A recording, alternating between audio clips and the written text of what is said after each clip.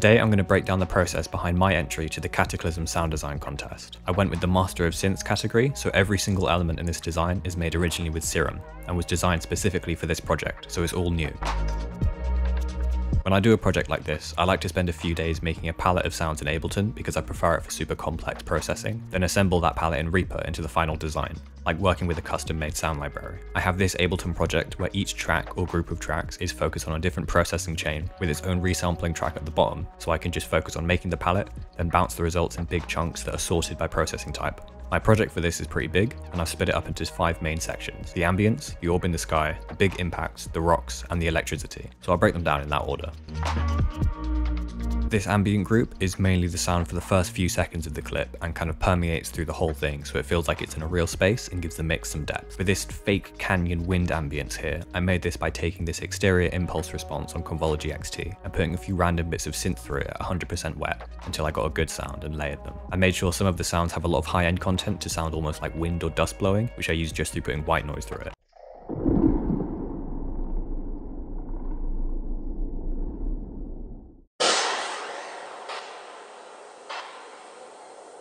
Once I bounced these to another track and arranged them, I put a peak on an EQ to mimic kind of whistling wind, as well as slow moving tremolo and vibrato to add a bit more randomness. I'm also reducing the amount of mids in the stereo field here to sell the impression that the sound is happening around you rather than in front of you. These little pitched up versions of the reverb bounces also give it some more dynamic movement throughout this quiet part at the start as well.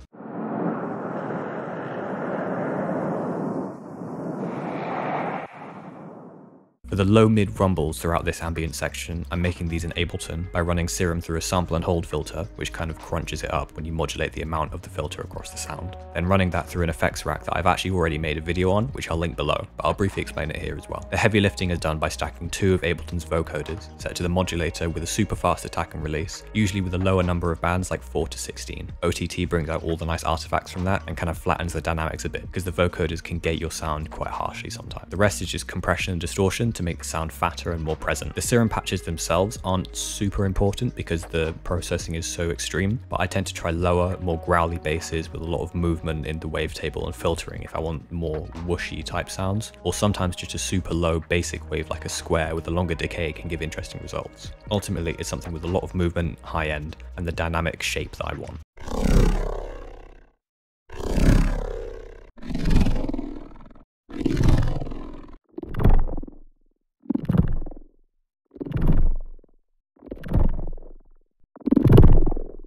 In Reaper now, they're all getting pitched down to sound a bit bigger, with some hyperdimension and M ratio MB to smooth them out a bit and make them sound further away, alongside some real-time pitch shifting and reverb, and restricting the lows and highs to really sell that they're coming from the landscape around you. I'm slightly taking out the mid channel and the stereo width as well, to make them kind of feel like reflections or reverberations off of the environment.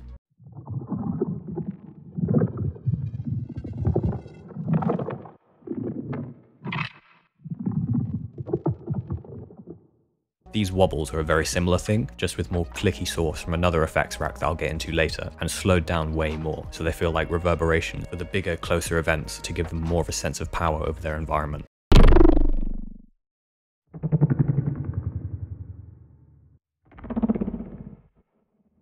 Lastly here, I have these kicks into big synth basses at the start and end for some drama and to catch the attention right at the start. The kick I made in Serum with just a sine wave, I'll get into the specifics of the kicks later on, and I'm using the Serum Effect Hall reverb on this just because I prefer the sound on things like this. It's less washy and drony than Valhalla Supermassive, which I'm using on most of the other things. The basses themselves are fairly similar in the Serum patch. This first one is a low detuned saw with some bend modulation on the waveform, layered with a more subtle, cleaner waveform to fill out the body as the sound progresses. I really like how it starts very simple and close and then gets a bit more noisy and washy and reverbed. It has distortion and compression both in Serum and afterwards, and I'm using this comb filter within the patch just because I like how it affects the pitch subtly. It's not doing a whole lot, but the fact that this cutoff is being modulated by like 1% gives it more of an extreme pitch bend. This second one is a similar concept, but it's a bit more noisy, has more interesting waveforms for some high-end bite, and again, I'm just using this comb filter to change the pitch over time slightly. I'm using Valhalla Supermassive as the reverb on both of these as well because it makes it sound a little bit more spacey and washed out for the tails because I want them to take up more space. On the whole stack with the ambience layer, I have an EQ ducking the mids when the bigger events happen because they're both focused around that area and those frequencies were getting kind of muddy, so it's kind of like a side chain but more manual. As well as track spacer, side chaining this stack to the impact stack to save on some headroom and letting me have the ambience the whole way through without making it too loud.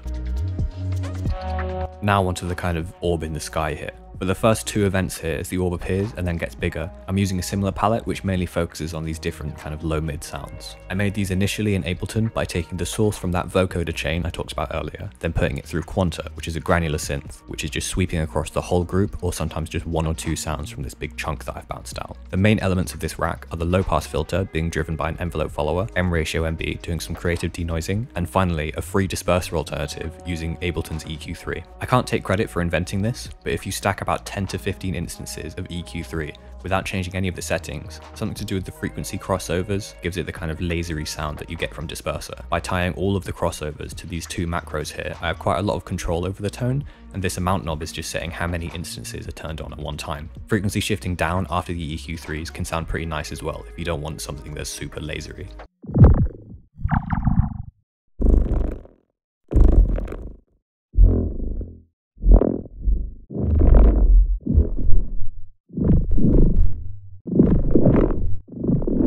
In Reaper, I'm smoothing these sounds out and gluing them together with some Valhalla space modulator, hyperdimension, distortion and all-pass filtering, as well as driving another low-pass filter with the volume envelope of the sound, because I really like the movement and dynamic shape it gives, and it takes it away a bit when you distort it. I'm also pitch shifting this earlier impact up a little bit so it sounds smaller and contrasts the big sweeping motion that comes afterwards. I'm shaping the frequencies a little bit and spatializing with a small amount of supermassive again. I have a lot of automation going on here, mainly to help the sounds fit with the other groups in the mix by changing the volume, low end or stereo width. I also have these sounds under the much bigger impacts later on to keep the piece more unified and add some nice tonal elements.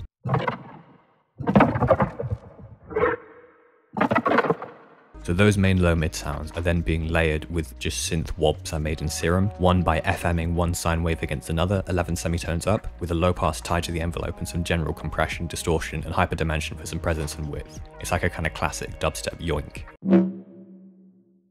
The second is kind of similar, but no FM and similar effects in envelope, just with some more interesting crunchy wavetables and comb filtering. These are mainly serving to add some tonality and reverb tails to the sounds, because I wanted to keep the low-mid stuff itself quite dry, otherwise you lose a lot of the detail. Finally, this purr layer is made up of the vocoder sounds I talked about before, but less processed to leave the close, dynamic shape intact. These are made by putting the bands on the vocoder way down to like 4, and turning up the depth, so the sound is kind of gated really rapidly and it's less noisy. Ultimately, these just have a blend of more compression and distortion on them in Reaper. I won't go super in depth here, and I did make sure to use different compressors and distortions for the different tonalities to set them apart. Again, this first one is pitched up to make the second one seem a bit fatter in comparison and match the visuals. One of the layers in the first big impact is this bass here, that I just made by following Joe Ford's tutorial for the Devastator plugin because it's really useful. I'll link to that below as well, with a few different oscillators going into a load of compressors and distortions with bits of phasing and vocoding in there as well.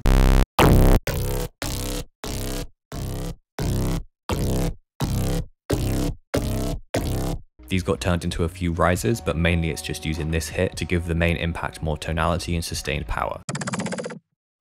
I'm slowing it down a bit and taking out the low end to make room for the more clean, punchy impacts as well. I made these by first just making a kick patch in Serum, which is fairly simple. Just get a sine wave, modulate the pitch and volume with an envelope and a low pass. Then I put it through Ableton's grain delay on 0% feedback and 100% wet to create a kind of part delay, part live granulator just by changing the frequency knob here, which then goes through the exact same rack that I was putting those big kind of doom style basses through, which gave me these really cool kind of rhythmic clusters of kicks that I could chop up and give a kind of cascading feel to the impacts, because I didn't want them to sound super synthetic and just be a bit more natural.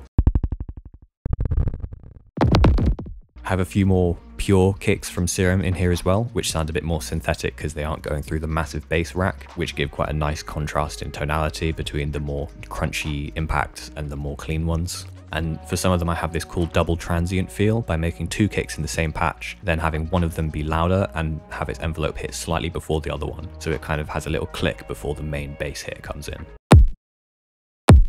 In Reaper, my kicks are separated across 2 channels, one for the main ones and one for the smaller auxiliary ones, because I love the idea of having all these kicks hitting in quick succession. It feels really satisfying. The smaller channel has some compression and transient shaping, as well as a bandpass to stop it overwhelming the main kicks in the mix, which have more heavy distortion and compression, as well as having this kind of scooped EQ curve to accentuate the lows and make room for the mids for the next element I'm going to talk about, which is these kind of cool bass boosted rumbles. These are made using the same grain delay trick I talked about before, but with the spread turned way up, so you lose any individual transients and just get this crunchy wash of sound, which feels very natural. In Reaper, I'm kind of bass boosting them more into 2 distortions with loads of compression to make them really over the top. I'm then taming those lows a little bit after they've given me that nice distorted tone, so they aren't just overpowering the mix completely. And doing some automation on the high end volume so it doesn't intrude on the rest of the mix, because they are really full frequency and very powerful. Because the source from Ableton had no dynamic range whatsoever, I'm kind of creating this natural envelope here by sequencing different clips from similar takes, which get progressively quieter and lower in pitch, so it feels like it's kind of tapering off until it rises back up again into the next impact. A bit of extra character here for the impact is these super high tones I have, which I made by taking a slightly imperfect sine wave in Serum, playing it super low, and then putting 2 OTTs on it to bring out this super high tone with a really nice synthetic sound, and then cutting the low fundamental afterwards. I prefer it to just playing a pure, really high sine tone, which I feel can be a bit more piercing. This is a bit more listenable to me. These rises and this tiny little impact here, I made just using another rack where I literally just combined the vocoder stuff I talked about and the kind of EQ3 envelope follower just to see what would happen. I'm putting more obviously tonal sustained basses into this because when you slow them down or just use them as they are, they can make kind of quite nice rises and tails. And then when you slow them down, they get all nice and kind of clicky and wobbly. In Reaper, I'm mostly just processing these by cutting unnecessary frequencies and leaving them as they are, but slowed quite down sometimes. Lastly, for these kind of wobbly risers, I made a pretty simple Serum patch with a detuned saw having a low pass filter gradually lifted, but I'm also using this super short tonal delay and automating the delay time to get shorter, which effectively gives it another style of pitch bending and sounds nice and screamy when it's going into a more analog style distortion like this. The main purpose is just to build more tension going into the impacts because I didn't like the downtime that I was having between the kind of main hits. On the whole impact stack here, I have a compressor just catching those peaks because it was kind of clipping my master, it was too loud, as well as an automated low shelf to help build some dynamic movement between the 2 impacts, because this powerful low end was too constant and I like the tone too much to just remove some of the elements, so I'm controlling their frequencies a bit. I also have track spacer sidechaining just the bright high end from my electricity group because that has most of the super high frequencies during the impacts and I want to make them stand out a bit more without them kind of fighting with each other. The sound of the rocks at the end are actually the same palette as the bass boosted rumbles I talked about before, but with slightly different distortion styles to make them more distinct. I pretty much just stacked loads of them on top of each other with pretty minimal processing on each layer. Then I'm processing the whole stack with more bass boosting, which is going into Fire, which has a nice natural sounding distortion. I'm taking that low end down a bit, then muddying it up a little bit more with Neutron's retro distortion, which adds some of the high end fuzz that Fire doesn't tend to give in that setting. RXD click is getting rid of a few clicky transients that were being brought out by the distortion that I didn't like. It's only catching a couple, it's very subtle really. Supercharger just flattens the dynamics and the tone mainly, which really brings out that distortion even more and helps to bridge the gap between that second big impact and the kind of cut to black that is raising up into, so that there's no weird quiet period, even if tonally the sounds are getting less and more tense over time. Rear EQ is just controlling some of those low mids that were getting a bit too intense, and it sounds a lot cleaner and muddy in a controlled way now, as well as bringing out more of the top end crunch because the frequencies were still looking pretty skewed towards the low end. I'm almost undoing kind of the supercharger with this gain automation, but the compression is still keeping a lot of the tone and harmonics flat whilst the overall level changes, because I still have to sell that this thing is getting closer to you and it still has to functionally act as a riser. That concept is also being sold by panning a few of the more final rumbles and automating the stereo width from pretty much mono to more wide as the wave of rocks gets closer. I'm also automating the drive on Fire so the tone changes a bit over time and there's some extra movement across this section. The electricity sounds here are made with another rack in Ableton, which is just a few identical instances of the dynamic tube distortion, where I've linked the bias and envelope parameters, and you can make these really crackly sounds as the signal is chopped up into tiny pieces by turning up the bias. So I have these nice little crackles I can assemble later, mostly just putting white noise through it, so I get to keep a lot of that high end, and I'm cutting out the low end at the end anyway.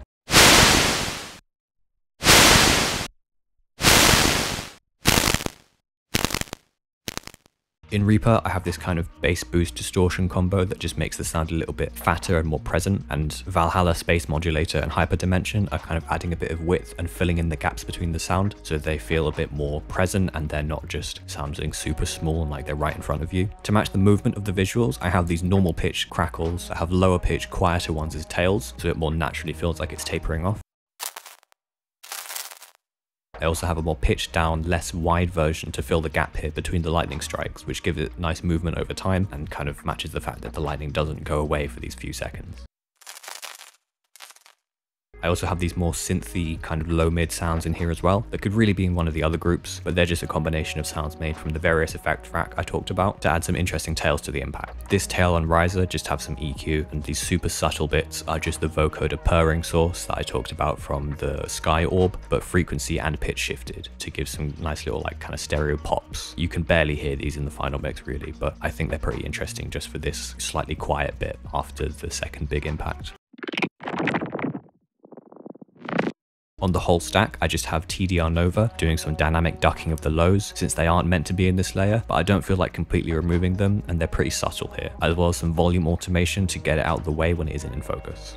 On my master, I just have a little bit more subtle compression to catch more of the peaks, some very subtle clipping to just add a little bit of loudness, and I'm subtly shaping the frequencies a bit, but ultimately it's fairly light touch on the final master. So that's it for this breakdown. Thanks for watching and I hope you learned something.